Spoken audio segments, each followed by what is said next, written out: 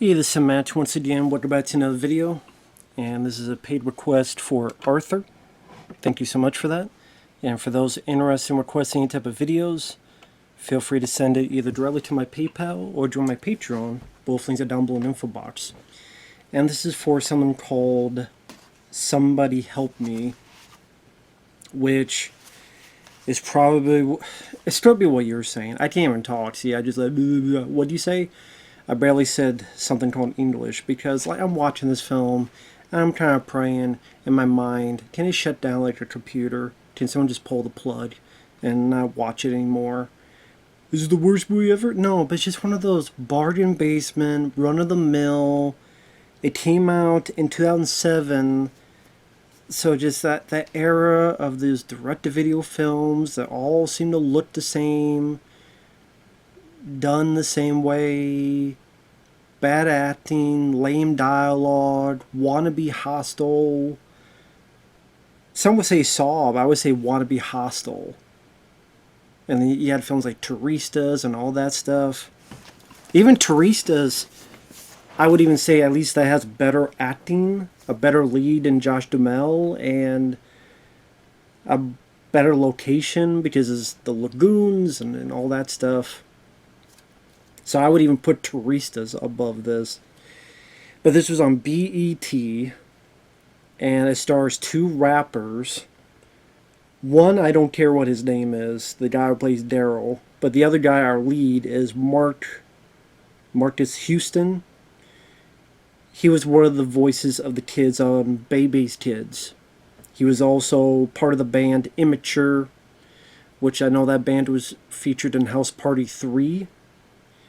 And he was also the neighbor on that TV show, Sister, Sister, from back in the day. Oh, and the director is the same guy that gave you such hits as House Party 4 and You Got Served. So obviously he's the guy to make a horror film, you know, with all his credentials.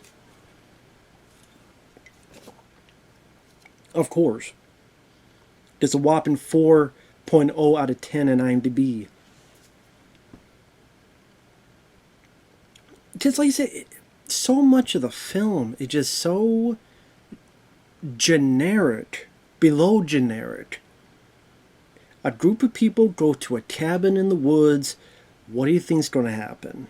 People go missing, talk to the cops, they're not much help. More and more go missing. There's even the creepy girl singing a creepy melody, in this case, Ring Around the Rosie. And I didn't even 100% understand her whole deal. Like, they mentioned something, but then it was still a bit, I don't know, in the whole scheme of things I didn't understand it. So it starts off with, it's black, and you hear screams, and you don't really know what's going on. Then it cuts to 3 years later. Okay, things for no gore, no suspense, no scares. Stuff happened, I don't know what, and I don't care already, but it's 3 years later. And the way it's directed, like I said, this guy, he did House Party 4. It's like one of the decent House Party films. It's House Party 4. And like there's a shot where they're going to the woods, and it's this wide shot to show, you know, the woods, and it's this jittery effect. You know when you play a video game and it lags? That's what it looked like, but they did it on purpose. I don't know why they thought that was an appealing visual, but apparently it is. Now, we have our four leads, like I said, Brendan and Daryl. And again, they're played by rappers. Daryl, I forgot what band he was from. I don't care. He wasn't much of an actor, and that's what's called for, is acting. No one was really much of an actor in this. The dialogue, when the four get there, which is those two and their girlfriends, they looked at the cabin. Oh, it's like the Marriott, but cabin style. More like the Married Not. I was waiting for the damn laugh track to come about. like and be like a crappy sitcom. That was like a crappy sitcom joke that even the laugh track didn't find funny. So it's the four of them, but also more of their friends are going to come by because there's going to be 5 couples. Not 5 people, 5 couples. That's 10 people. And if you're trying to ask me who the other 6 are, they're white. That's all I can tell you. So this movie, I will say, does 2 things. That maybe because it's director, the stars, the fat's on BET, whatever. Number 1, it's the white people taken, not the black people. It's the white people get killed, not the black people. And the sheriff, at least he's not a racist, typical prick. Just a lot of times they do that with sheriffs. You know, oh yeah, haven't seen you around these parts. I don't know. We don't see much people like you. Thankfully, they do not go that route, and that was nice. That's if there's any positive I could say, you went against that trope. And I recognize the sheriff because it's what was I'm bad with names. I wrote it down. Jim. What was it? Wilkie? Let me check real quick. Yeah, Jim Wilkie, Wilkey. The reason I recognized him, he was on the TV show Steer Tactics. For those who remember that, the hidden camera show where they steer people. He was one of the people who would be in a couple segments as an actor or a stunt driver. There's a bit where it's supposed to be like this alien outside and they're driving a vehicle and he's driving and all that stuff. So he appeared, especially in the first season or 2. He appeared in a decent amount of them. I'm like, okay, cool. I recognize someone at least. Granted, he's still not much of help, but again, it's nice they don't make him the typical racist. So I'll give you that.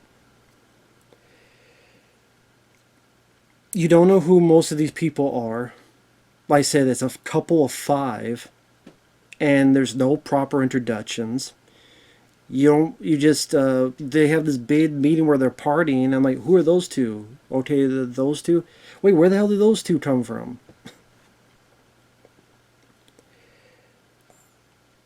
And then one day, some just disappeared.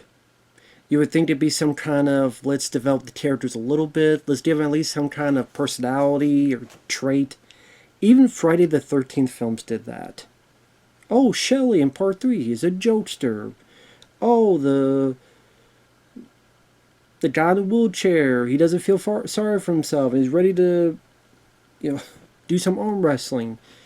Yeah, I'm reaching at and grasping at straws, but there's straws to grasp in those movies. There are, unlike this. So some, or pretty much all 6 of them, disappeared. I don't know how the hell, or pretty much all 6. Mostly all 6. I don't know how he got all of them. Well, to be fair, some of them disappeared. And then some of them were stupid enough to split up, and then they disappeared. So that's how. And then pretty much it goes from our 4 leads in the house. They look over this neighbor who has red herring clearly on his face. But they don't trust him because he's acting weird. Or they go to the sheriff and he doesn't offer much help and I'll try to do what I can. Or he comes over. Takes him a while to call the sheriff, to be honest, even though they clearly have shown that he's a decent guy and he even knows one of their uncles. But they take forever to call the sheriff because they're stupid. Oh, well, yeah, I have to explain it to your uncle. Yeah, which is worse, explaining something to your uncle or the fact that 6 of your friends are missing? Gee, I don't know which is worse. Which is worse, my 6 friends are missing, or I'm going to have to say a few words to my uncle? I don't know, let's not call the cops yet. Because we're stupid. Fucking dumb.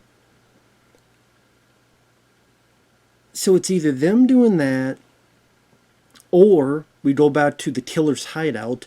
He has the victims in dog cages, cramped dog cages, that literally look like you just tear them apart with your bare hands. But in little dog cages, and one by one he'll take someone, put them in a chair, and okay, in this scene I cut someone's ear off. In this scene I take out their eye and their fingernails. In this scene I scalp them. So it's like doing that, then go back to, and apparently the killer used to be some surgeon. There certainly ain't no Dr. Diggles, I'll tell you that much. Or The Dentist, which are better movies than this. And each time it does those scenes where the killer and this doctor garb are doing this, it does that Saw flashy stuff that was especially in the first Saw, where like the camera's doing all this and you have all these white flashes. There's a lot of stuff happening. In case you're ADDDDDDDD. Well, except by DDDDDDD. Somebody help me? Yeah. It's called the script. Script's asking for help. Please rewrite me. Make it better. Because the guy who wrote it don't know what the hell he's doing. He made me a piece of shit. I don't want a piece of crap. I want to be a better script. I want to be worth the crap. Worth the shit. Please help me. Sorry, I can't help you. I can't go back in time and rewrite the script. I'm sorry. Out of my hands. Got this in my hand. This I'd rather have something else in my hand. I could write a better script by taking this and writing ball sweat.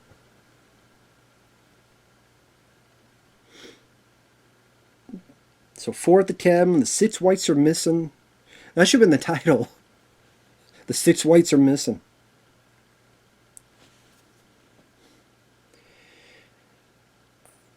So the sheriff is going to try to look into it when they finally do contact him. Also, his deputy.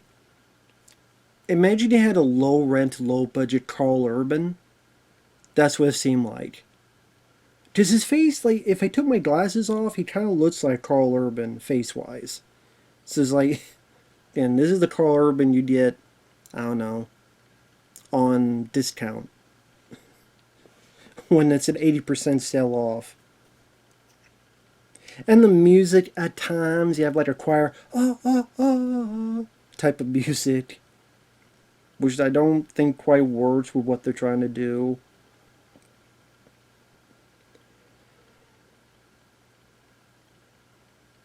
And then there's stuff that's unintentionally funny.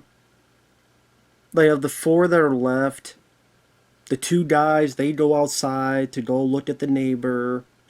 You think the other 2 girls will go with them just so you don't split up, but no, they stay behind. So the killer knocks one out. The girl sees him, runs away. And the way she trips down the stairs, oh shit, and then hits her head like here. I know it wasn't meant to be, but the way it was choreographed just looked really funny. Same with one of the few people that died. Because yes, not a lot of people die in this movie. I think maybe 3 people. I think maybe 3 people die in the movie. I think. Just, I'm sorry, spoilers. There's the one who's scalped. I think she dies. The sheriff, he gets his throat slit. You don't see it, but you get the idea of it. And then this girl dies because the killer took her inhaler away like an ass. It's like, you want it? Da-da-da-da. Here you go. Here you go. And I'm like, you try and be this intense horror film with, we cut off an ear. We took out an eyeball. What's next? Took away her inhaler. What else? Oh, does he put like battery acid or something? And no. Just took it away. Well, then what? She can't breathe. Well, I mean, you've had this other trying to be intense Saw, hostile gore. No, just took her inhaler away. How many deaths do you have? I think 3. But we do take your guy's eyeball out and fingernails, and we do take someone's ear off. Okay.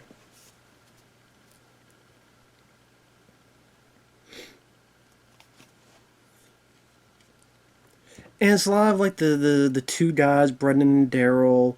There's nothing to their characters. For some reason, Brendan at times has a dream of this girl singing Ring Around the Rosie before he has met her. Why this psychic type of connection, whatever the case, movie never explains it. Movie never gets into it. It just is. It just is. And these two, there's nothing to them. There's no camaraderie. There's no chemistry. There's no fun banter or dialogue. You know nothing about their backstory. There is no backstory. Brendan is guilting himself, saying we never should have come up here. At one point, they decide to leave. I guess to get help. Okay. But then when they listen to their truck doesn't start. They go walking. Someone picks them up. You would think they'd be a bit more cautious of whoever the hell picks them up, because you don't know if they're the killer or not, but they're not. And then when they get to the guy's place, Daryl gets the phone, and all of a sudden he's like, I don't feel good, man. And he passes out. Why did he pass out? Now, I swear I did not see him like get a drink and drink something, so it was drugged. Was something to do with the phone? But I don't know what was like gas from the phone? Was there like a little pin on the phone that like hits his ear and drugs him? I don't know. I didn't see anything. Now maybe I was so damn bored. Because sometimes that does happen. I get so damn bored I miss vital information. Maybe it should be a more interesting, entertaining, exciting story. So we won't miss this stuff. But I don't think there's anything there. Arthur, if you've seen this film, Arthur, you tell me, why did that guy pass out? It's like, well, you have to pass out. Why? Because the script says.